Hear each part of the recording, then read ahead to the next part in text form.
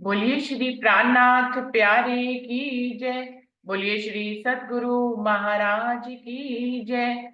सर्व सुंदर साथ की जय। तो सुंदर साथ जी, प्रसंग चल रहा था, पेज नंबर वैसे 33 चल रहा है कि कालमाया का ब्रह्मांड जब दोबारा बना प्रतिबिंब की लीला के लिए, जिसमें गोलोक की शक्ति आई है, उसमें कुमारिका सखियां जो ईश्वर सृष्टि ने आना था वो तो 24,000 बन गई।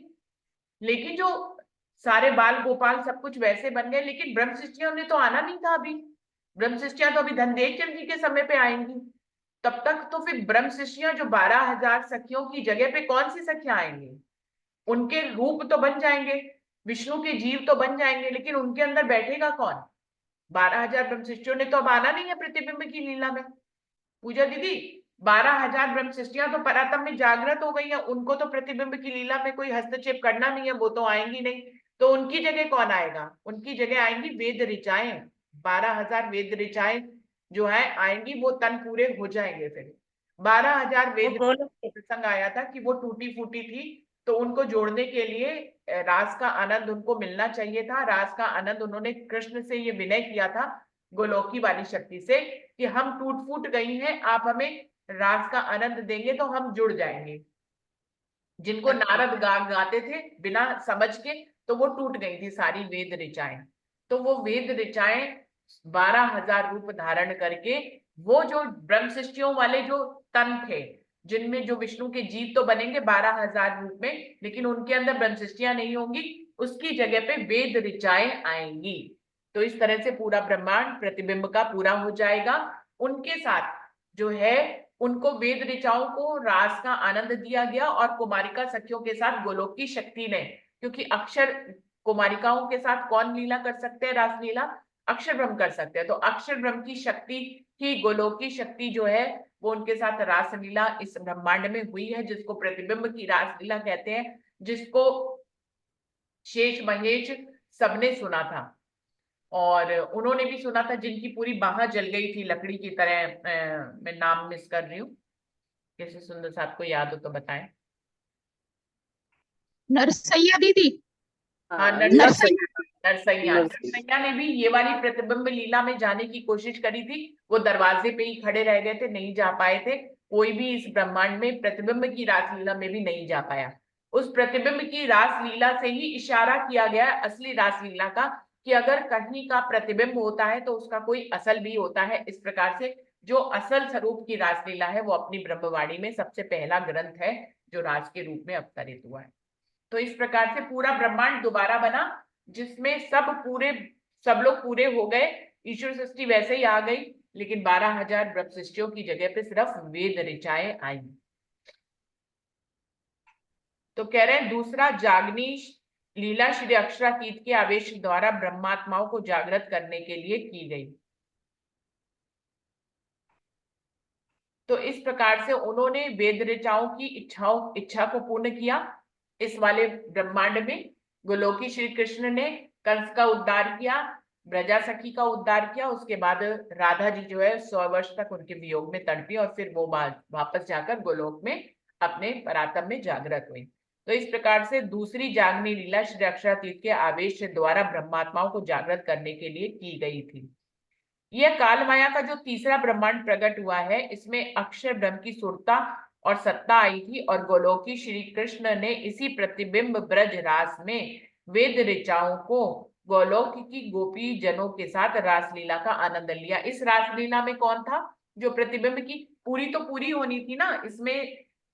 देखिए, पहली वाली जो रासलीला हुई जो राज्य ने करी थी, उसमें 12,000 सखियां थी, और उनके अंदर दो दो ईश्वर सृष्टि बैठी हुई थी। तो 24,000 के साथ हुई थी, उन्होंने दृष्टा बनकर देखा था। तो यहाँ पे भी 24,000 पूरी हो गई। 12,000 वेद ऋचाएं थी, और 24,000 ईश्वर सृष्टि थी, उनके साथ गोलोकी शक्ति ने रासलीला करी थी। यही बात यहाँ पर बता रहे हैं। गोलोकी श्री कृष्ण ने इसी प्रतिबिंब ब्रज रास में वेद ऋचाओं को गोलोक की गोपी जनों के साथ रासलीला का आनंद दिया। इस प्रतिबिंब ब्रज में गोलोकी श्री कृष्ण की 11 दिन की लीला है। वे 7 दिन गोकुल में और 4 दिन मथुरा में रहे।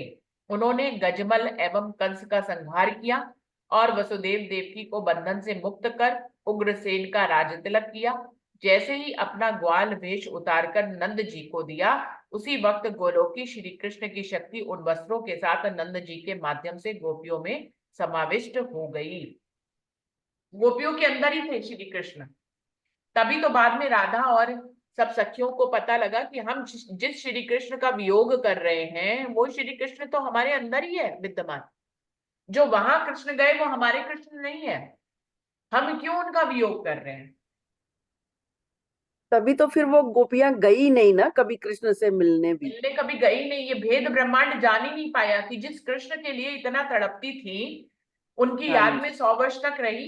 कितनी दूरी थी वहां से, कानपुर से दिल्ली तक की भी दूरी नहीं थी। यहाँ पे रोज हम लोग आ जाते हैं, तो वहां पर क्यों नहीं सखियों ने वो रास्ता तय करके अपने श्री कृष्ण से मिलने क्यों नहीं गई। क्योंकि वो तो श्री कृष्ण ही कोई और थे, उनके सामने जब गए थे वो तो गोलोक की शक्ति वाले श्री कृष्ण गए थे, क्योंकि उनको कंस को मारना था। तो उनके सामने जो वियोग हुआ था, जो कृष्ण गए थे वो गोलोक की शक्ति गई थी। लेकिन फिर वो गोलोक की शक्ति ने जब स्नान किया तो वो इन्हीं के अंदर समाविष्ट हो गई थी। फिर जो श्री कृष्ण राज्य करे 120 साल, वो उनके श्री कृष्ण तो थे नहीं, तो उसके लिए क्या वियोग करे। और अपने श्री कृष्ण उनके अपने अंदर ही थे, जिसका खटरुति में वर्णन आता है हमारी, जिसमें वो कहती है कि सखियों हमें उद्धव की कोई बात नहीं माननी चाहिए। हमें श्री कृष्ण से, हमारा श्री कृष्ण तो हमारे अंदर ही है विद्यमान है, हमें किसी और के लिए क्या ही करना है। बस हमें हमारे रूप में, तन के रूप में सामने नहीं है, इसलिए हमें वियोग लगता है, पर हमारी उनकी जो शक्ति है वो हमारे अंदर ही विद्यमान है। हमें क्या करना है इनकी बातें मानकर। तो उद्धव वो कभी मिलने भी नहीं गई और उद्धव की भी कोई बात नहीं मानी। तो इस तरह से गोलोक की शक्ति के श्री कृष्ण उनके पास में ही थे, इसलिए उन्होंने वियोग तो किया, तन के रूप में सामने नहीं थे बस खाली। तो वियोग तो किया, जो श्राप मिला था 100 वर्ष का, राजा राधा तड़पी तो सही, लेकिन वो उस श्री कृष्ण से मिलने कभी भी नहीं गए, क्योंकि वो श्री कृष्ण से उनका कोई संबंध ही नहीं था। वो तो विष्णु भगवान थे ना खाली। अब गोलोक की शक्ति तो और ऊंची है, उस गोलोक की शक्ति को विष्णु भगवान वाले श्री कृष्ण से क्या लेना देना है। लेकिन ब्रह्मांड आज तक, ये सारी बातें तारतम वाणी ने खोली है, ब्रह्मांड आज तक नहीं जान पाया है कि क्यों इतना विरह करती रही सखियां, लेकिन श्री कृष्ण से मिलने नहीं गई, क्यों नहीं गई। ये प्रश्न आना चाहिए ना ब्रह्मांड के, सारे ब्रह्मांड के दिल में, कि कितनी बड़ी दूरी थी वहां से। क्या नाम है उस समय जो वो चलते थे, क्या नाम है, टांगे वांगे चलते थे, बैल के साथ जो गाड़ी चलती थी बैलगाड़ी, उसी पे बैठ के ही तो गए थे श्री कृष्ण वहां पर। इतनी भी दूरी नहीं थी कि ट्रेन वरेन पे बैठ के जाना पड़े, प्लेन पे, बिल्कुल जरा सी दूरी थी, और उसपे जो है श्री कृष्ण बैलगाड़ी पे बैठ के ही तो गए थे।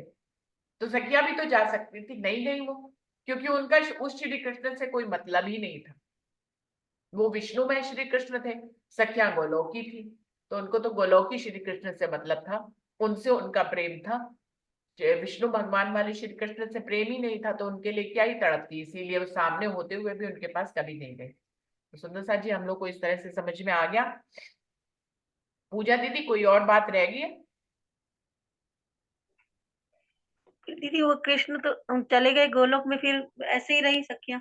नहीं, श्री कृष्ण गोलोक में नहीं, श्री कृष्ण जो है, जो गोलोक की शक्ति थी, वो राधा और सखियों के अंदर ही समाविष्ट हुई, उनके साथ ही जाएंगे वो। हाँ, जो तन के रूप में लीला कर रही थी वो शक्ति, वो तन के रूप से हटकर उन्हीं के राधा जी के अंदर ही समा गई।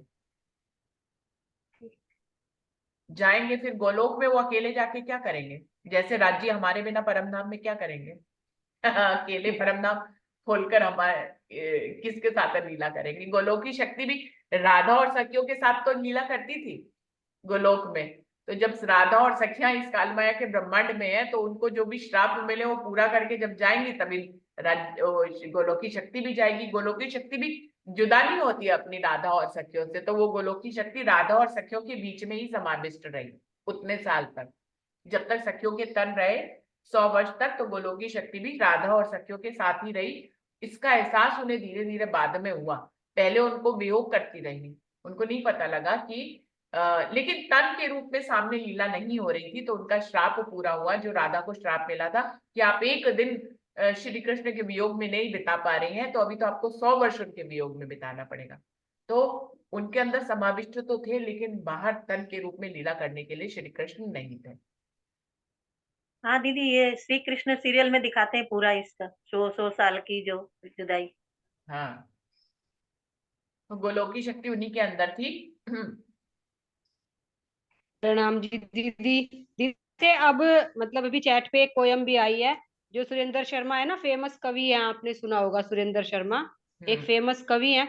उन्होंने अब राधा जी के और कृष्ण जी के बारे में ना एक कविता मतलब बनाई है, और उसमें उन्होंने बताया कि मतलब कैसे स्वरूप भिन्न है, कि जो ब्रज में रहते थे वे कान्हा थे, वे प्रेम के स्वरूप थे, और द्वारिकाधीश मतलब अलग है। लेकिन वही है कि तारतम्य ज्ञान के अभाव में कोई जान नहीं पाता कि ये दो शक्तियों ने कार्य किया है। लेकिन अब ब्रह्मांड के लोगों के हृदय में ये बातें आने लगी है कि कैरेक्टर भिन्न है, कैरेक्टर्स भिन्न है, लेकिन ये अभी तारतम्य ज्ञान के प्रकाश में नहीं समझ में आता उसके बगैर। ये तारतम्य ज्ञान से ही हम लोगों को भी समझ में आया है, नहीं तो शायद हम भी ऐसे ही भटकते रहते जैसे और सब मतलब सोचते रहते हैं। और अभी डॉक्टर प्रवीण जी ने भी तो लिखा है ना बहुत सुंदर, गीता जी के ऊपर उन्होंने बहुत सुंदर खुलासा किया है ना, कि गीता में कैसे मतलब शक्ति का कैसे फर्क है। उन्होंने गीता जी के ऊपर एक बुक भी लिखी है बहुत प्यारी, उसके बारे में छोटी छोटी वीडियो बना के वो ग्रुप में डाल रहे हैं। तो वो भी यदि हम और सब सुंदर सा जो प्रभावी लोग हैं उन्हें डालें तो शायद किसी को कुछ समझ आए। आप वो जो वीडियो जहां देखती है ना उसको ग्रुप में डाल दिया करिए वर्षा जी, जो प्रवीण जी की वीडियो ठीक है। है दीदी। कई बार सुंदर साथ नहीं ढूंढ पाते हैं एसपी जिन में से, ग्रुप में से, तो आप अगर देखें गीता के बारे में उन्होंने जो कुछ भी बोला वो वीडियो ग्रुप में डाल दिया करिए।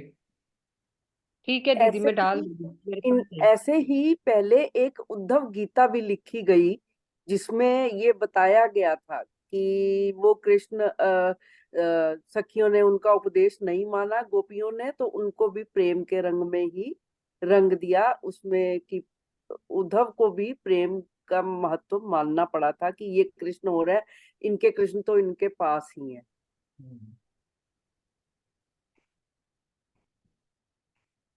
तो चौपाई से उन्होंने उदाहरण दिया है मुखवाणी का।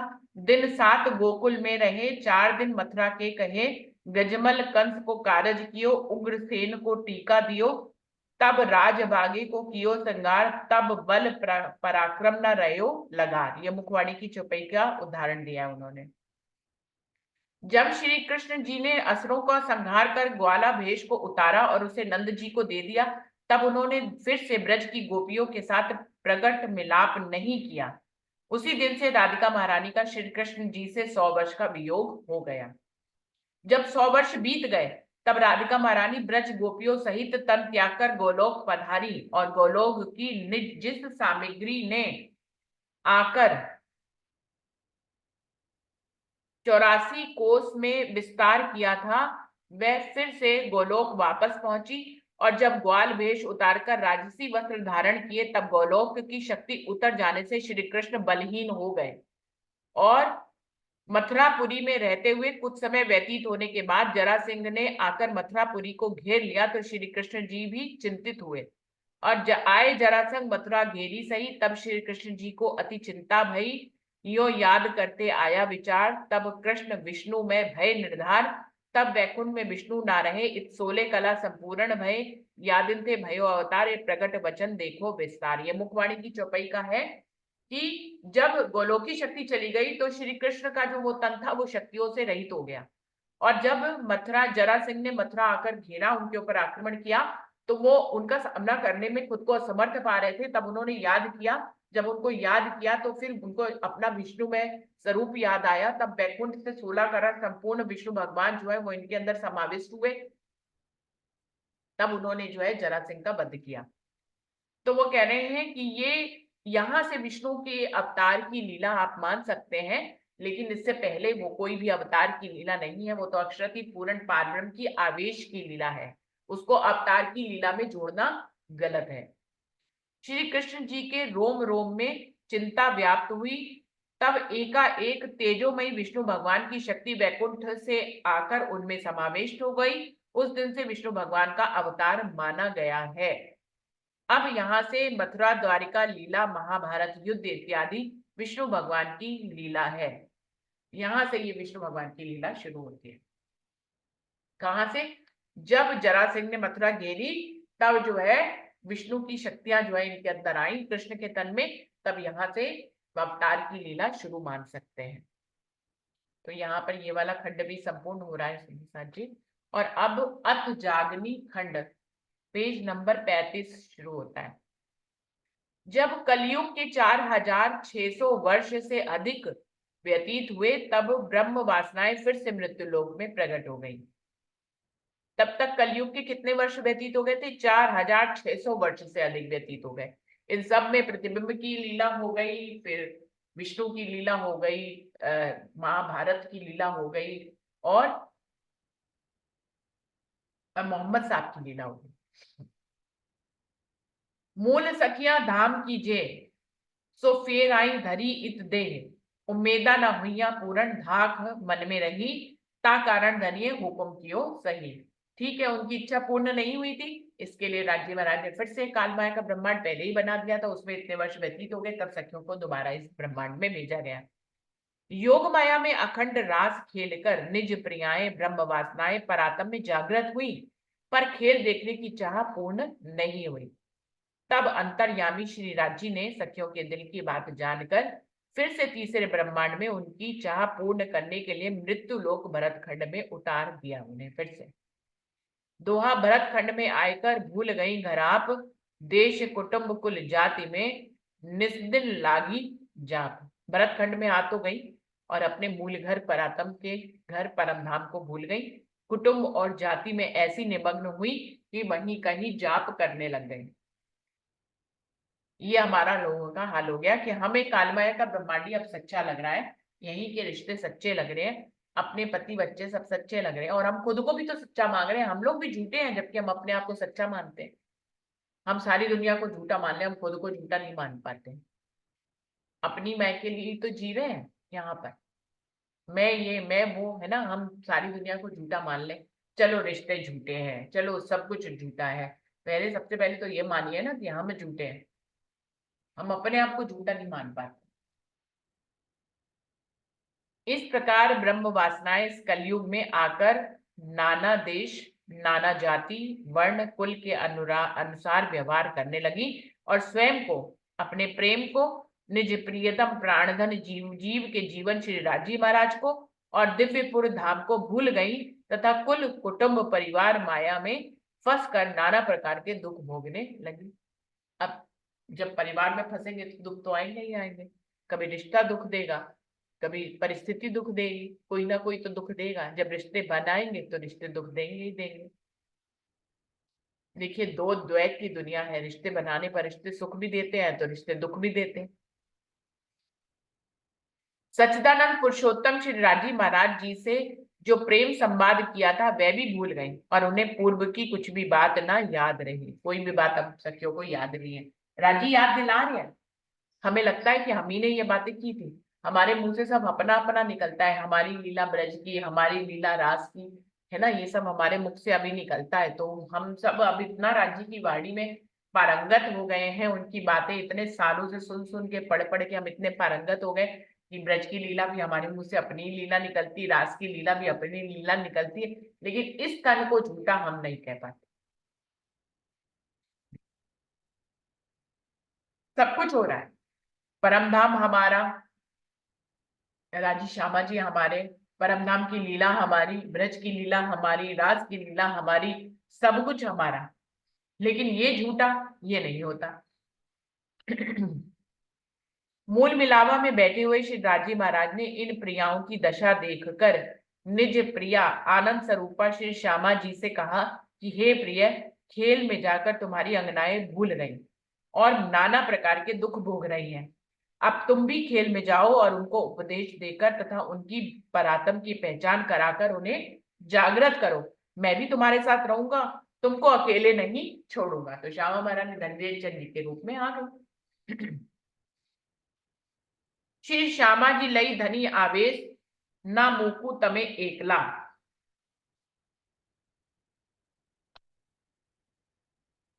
तब श्री श्यामा जी कृत्रिम जगत में श्री निजानंद स्वरूप से प्रगटी और श्री निजानंद स्वामी का जन्म मारवाड़ देशांतर्गत उमरकोट गांव में उत्तम कुल इक्ष्वाकु वंश के विख्यात नाम पिता मतु मेहता एवं माता कुंवरबाई के घर में प्रकट हुए। धनी देवचंद जी प्रकट हुए, क्योंकि ये जागनी ब्रह्मांड का ये खंड चल रहा है। ये दोनों आचारशील शुद्ध दिल पवित्र आत्मा और नित्य वृंदावन बिहारी श्री कृष्ण भगवान के उपासक थे। वे अर्चना, पूजन, प्रेम, भक्ति के साथ तल्लीन रहते थे। ये श्री धनी देवचंद जी के माता पिता की बात बता रहे हैं। वे परम दयावान, सर्व जीवन को ईश्वर का अंश मानकर सभी पर समदृष्टि रखते थे।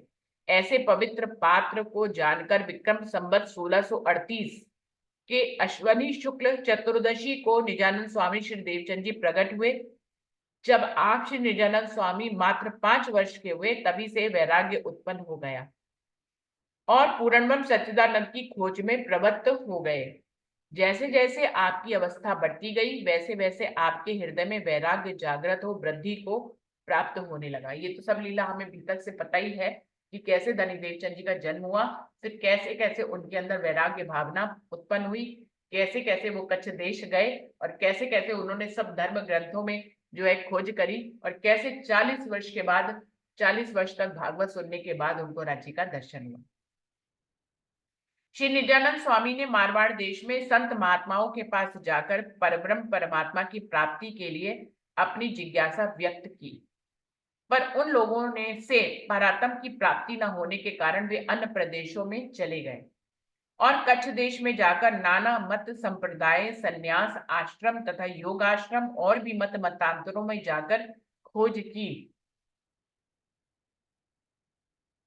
फिर भुजनगर गए, वहां अपने माता पिता के गुरुदेव श्री हरिदास जी के पास कुछ समय रहे तथा प्रेम भक्ति का आश्रय लेकर उनकी सेवा करी। वे निरंतर प्रेम सेवा में तल्लीन रहने लगे थे।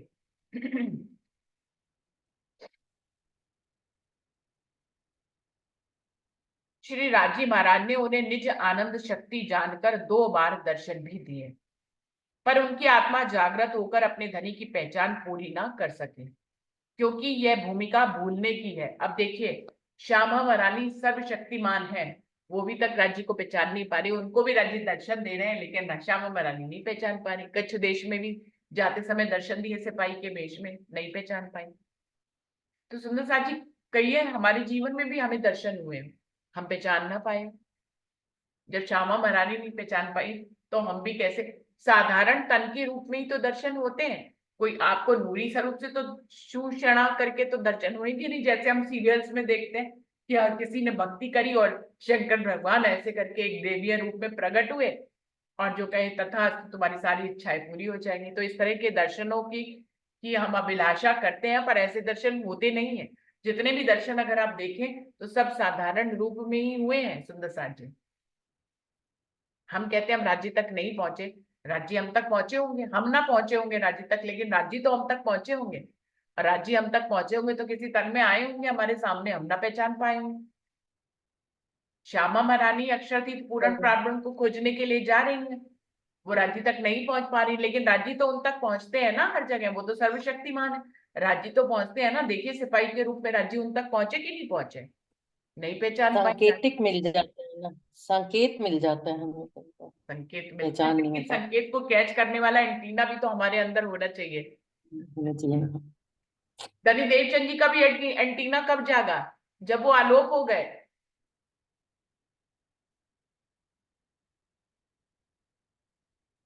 जागृत बुद्धि के मालिक थे धनी देवचंद जी, फिर भी नहीं पहचान पाए थे। जब धनी आंखों से ओझल हो गए तब उनको समझ में आया मेरा किन्ने पकड़ा था हाथ, पेट का दर्द भी खत्म कर दिया, रास्ता भी बता दिया, बारात से मिलवा दिया। तब समझ में आया कि कुछ तो जादू ही हो रहा था, मुझे समझ नहीं आ रहा था। तो कई बार सुंदर साथ जी हमारे जीवन में भी कुछ जादू ही होता है, हमें समझ में नहीं आता है। हमारी लीला धनी देवचंद जी से अलग नहीं होएगी बिल्कुल भी। प्रणाम जी दीदी। दीदी इसमें अभी आपने शायद इक्ष्वाकु वंशी पढ़ा है ना देवचंद्र जी के लिए पीछे, लेकिन वे इक्ष्वाकु वंशी नहीं थे, वे तो भरतवंशी थे ना। उसमें आता है वर्णन कि जो भरतवंश में शांतनु और देवापी 2 भाई हुए थे, तो वे चंद्रवंशी थे ना। सूर्यवंशी तो मरु के लिए आता है, मरु के जीव के लिए। मरु के इक्ष्वाकु लिए। वंशी तो दीदी उसके लिए आता है ना, मरु के जीव के लिए। इसमें ये बात थोड़ी अलग है, ये बात नहीं मतलब सत्यापित नहीं होती है ये बात। मरु और देवापी का जीव ने तपस्या करी थी कि हमारे अंदर अक्षरातीत पूर्ण पारब्रह्म की लीला होए, तो उसमें धनी देवचंद जी का जो जीव पिछले जन्म में था वो देवापी का जीत था।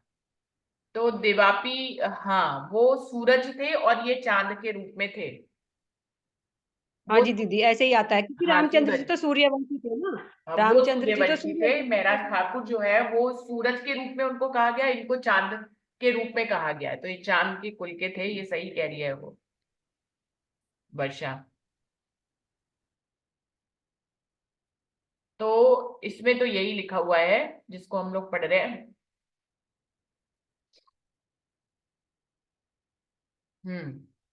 आगे बढ़ते हैं। सेवा में तल्लीन रहने लगे। हरिदास जी के पास पहुंचे। वो कह रहे हैं, अपने माता पिता के गुरुदेव हरिदास जी के पास कुछ समय रहे तथा प्रेम भक्ति का आश्रय लेकर उनकी सेवा करी। वे निरंतर प्रेम सेवा में तल्लीन रहने लगे। श्री राजी महाराज ने उन्हें निज आनंद शक्ति जानकर 2 बार दर्शन दिए। यहाँ से बात शुरू हुई थी। पर उनकी आत्मा जागृत होकर अपने धनी की पहचान पूरी न कर सकी, क्योंकि यह भूमिका भूलन की है। ये हम जिस भूमि में आए हैं ना, यहाँ पूर्ण पहचान होती नहीं है, भुला दिया जाता है हमें बार बार। इसी कारण श्री नित्यानंद स्वामी इस माया के भ्रम से बचने का मार्ग ढूंढने लग गए।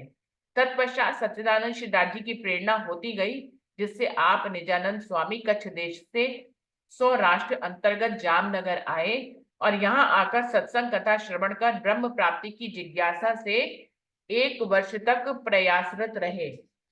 और जब आपकी उम्र 26 वर्ष की हुई, तब आपने श्रीमद् भागवत श्रवण करने का नियम धारण किया और 14 वर्ष तक अनवरत श्रीमद् भागवत श्रवण करने के बाद आपकी अवस्था जब 40 वर्ष की हुई, आपने कथा सुनने हेतु जो नियम धारण किए थे उसके पालन में शरीर व प्राण की आशा न करते हुए सभी दिव्य बाधाओं को सहकर अपने नियम पर कटिबद्ध रहे। जैसे उनको बीच में बुखार भी आया, लेकिन वो सुनते रहे। आज श्री परम ब्रह्म परब्रह्म पुरुषोत्तम अक्षराती श्री राजी महाराज ने इस तरह कसनी करते देखकर प्रसन्न हो उन्हें प्रत्यक्ष दर्शन दिए और उनकी आत्मा जागृत कर ब्रह्म सृष्टियों के जगत में आने का कारण बताया और यह भी कहा कि तुमको उन प्रियाओं को जागृत के निमित्त दिव्य ब्रह्मपुर धाम से भेजा है। अतः उन मेरी ब्रह्मात्माओं को जागृत कर दिव्य ब्रह्मपुर परम धाम ले आओ। उन्हें अपने निज स्वरूप की पहचान कराकर श्री महामंत्र तारतम का उपदेश देकर आप अंतर ध्यान हो श्री निजानंद स्वामी के हृदय में विराजमान हो गए। अक्षरातीत पूर्ण पार ब्रह्म। ये सारी लीला हमें दीपक के माध्यम से और वाणी के माध्यम से पता है। सुंदर सार जी, श्री निजानंद सदगुरु धनी श्री देवचंद जी की दिव्य दृष्टि खुल गई। राज्य के अंदर विराजमान होने पर उनकी दिव्य दृष्टि खुल गई और फलस्वरूप मृत्यु लोक में बैकुंठ, ओंकार, आदि नारायण, निराकार, अव्याकृत ब्रह्म, सबलिक ब्रह्म, केवल ब्रह्म, सत्स्वरूप ब्रह्म, अक्षर ब्रह्म तथा अक्षरातीत ब्रह्म दिव्य परमधाम की सर्व सामग्री शुद्ध बुद्ध चेतन दृष्टि गोचर होने लगी। राजी महाराज जैसे ही उनके हृदय में विराजमान हुए, उनको इतने धर्मशास्त्र पढ़ने और भागवत 14 वर्ष तक सुनने के बाद भी जो चीजें स्पष्ट नहीं हुई थी, राज्य के उनके हृदय में विराजमान होते उन्हें पूरा काल माया का ब्रह्मांड, पूरा योग माया का ब्रह्मांड और पूर्ण परमधाम दिखाई देने लग गया। और पूरा उसका निर्माण क्यों हुआ, क्या कारज कारण हुआ, उनको सब समझ में आ गया। दिल में बिना कलम के ही लिख गया सब कुछ। कहते हैं मोमिनों के दिल पे लिखा हुआ है परमधाम के बारे में, बिना कलम के ही सब कुछ लिखा हुआ है। राज्य ने कोई कलम से हमारे दिल पे नहीं लिखा, लेकिन हम सब देखते हैं कि हमें राज्य से कैसे हमें घनिष्ठता लगती है और कैसे हम उनके प्रेम में को पाना चाहते हैं। हमारे अंदर कैसी जिज्ञासाएं हैं, ये लालसा, ये जिज्ञासा कहाँ से है, बिना कलम के ही हमारे हृदय पे राज्य ने अपना नाम लिख दिया है। उस दिन से आप श्री निजानंद स्वामी ब्रह्मात्माओं को जगत में ढूंढ कर उपदेश शिक्षा द्वारा दिव्य ज्ञान देकर श्री अक्षरातीत की तथा निज आत्म की पहचान कराने लग गए और श्री निजानंद सदगुरु के उपदेश से 313 ब्रह्मात्माएं जागृत भी हुई। उनको श्री प्राणनाथ महाप्रभु का प्रथम नाम श्री महराज ठाकुर था। उनमें श्री प्राणनाथ महाप्रभु का प्रथम नाम श्री महराज ठाकुर था। उनको सब ब्रह्मात्माओं को तथा ईश्वरी और जीव सृष्टि को भी जागृत ज्ञान दे नया अंकुर बनाकर मुक्ति देने का आदेश देकर विक्रम संवत 1712 में अंतर ध्यान हो गए। मतलब महराज ठाकुर के हाथ में सारी बागडोर देकर धनी देवचंद जी जो है 1712 में अंतर ध्यान हो गए। श्री प्राणनाथ महाप्रभु, जिनका प्रादुर्भाव विक्रम संवत 1675 में लव वंश पिता केशव ठाकुर एवं माता धनबाई के यहाँ हुआ था, उनके हृदय धाम में निज आसन कर सदगुरु महाराज ने निवास किया।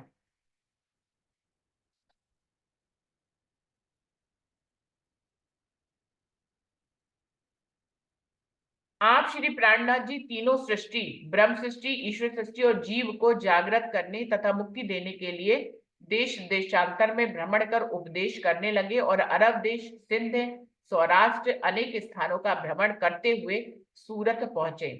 यहाँ पर 17 माह रहकर उन्होंने अनेक आत्माओं को जागृत किया। वहां से प्रस्थान कर सिद्धपुर इत्यादि जगहों से होते हुए तथा जागृत ज्ञान महामंत्र तारतम का उपदेश शिक्षा करते हुए मेरठा तथा दिल्ली के विक्रम संवत 1635 में कुंभ के मेले के अवसर पर हरिद्वार पधारे।